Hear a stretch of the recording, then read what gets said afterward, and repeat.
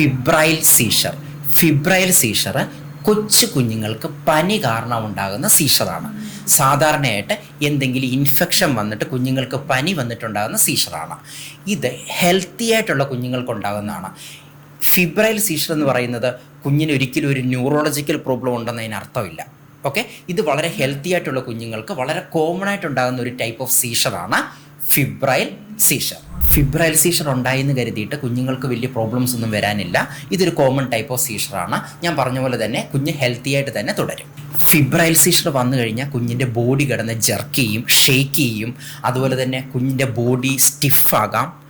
ഒരു പനി ഉണ്ടായി ഒരു 24 ഹവറിനുള്ളിലാണ് ഫിബ്രൈൽ സീഷർ വരാനുള്ള ചാൻസ് കൂടുതൽ. ഫിബ്രൈൽ സീഷറിൻ്റെ കോസസ് ഞാൻ ഓൾറെഡി പറഞ്ഞ പോലെ തന്നെ വളരെ കൂടുതലായിട്ട് പനി വരുന്ന കുഞ്ഞുങ്ങൾക്കാണ് ഇത് വരുന്നത്.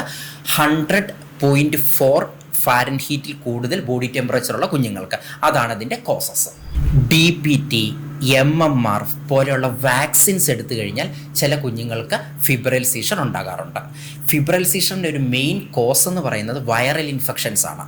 ബാക്ടീരിയലിനേക്കാളും കൂടുതൽ വൈറൽ ഇൻഫെക്ഷൻസ് വരുമ്പോഴാണ് സാധാരണയായിട്ട് ഫിബ്രൈൽ സീഷർ കാണിക്കുന്നത്.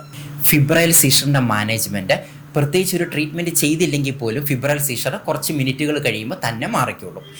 സീഷർ ഉണ്ടാകുന്ന സമയത്ത് കുഞ്ഞിനെ സൈഡ് ലൈൻ പൊസിഷനിൽ കിടത്താൻ ശ്രമിക്കുക. അത് ആസ്പിറേഷൻ പ്രിവെൻറ്റ് ചെയ്യാൻ വേണ്ടിയാണ്. അതുപോലെ തന്നെ ഈ കുഞ്ഞിനെ റിസ്ട്രെയിൻ ചെയ്യാൻ പാടില്ല. അപകടമുണ്ടാക്കുന്ന സാധനങ്ങളൊക്കെ എന്തെങ്കിലും ആ പരിസരത്തുണ്ടെങ്കിൽ അതെടുത്ത് മാറ്റുക, കാരണം ഇഞ്ചുറി വരാനുള്ള ചാൻസ് ഉണ്ട്. ഓക്കെ, ഈ കുഞ്ഞിൻ്റെ മൗത്തിലേക്ക് ഒന്നും ഇൻസേർട്ട് ചെയ്യാൻ പാടില്ല. ഫിബ്രൈൽ സീഷറിൻ്റെ പ്രിവെൻഷൻ എന്ന് പറഞ്ഞത് കുഞ്ഞുങ്ങൾക്ക് പനി കൂടാതെ സൂക്ഷിക്കുക. കുഞ്ഞുങ്ങൾക്ക് പനി ഉണ്ടാവുകയാണെങ്കിൽ ഉടനെ തന്നെ പാരസിറ്റമോൾ പോലത്തെ മെഡിസിൻസ് കൊടുത്ത് പനി കുറയ്ക്കുക. പനി കൂടുമ്പോഴാണല്ലോ ഈ സീഷർ ഉണ്ടാകുന്നത്. അതുകൊണ്ട് പനി കൂടാതെ ശ്രമിക്കുക. ഇതാണ് ഇതിൻ്റെ പ്രിവെൻഷൻ.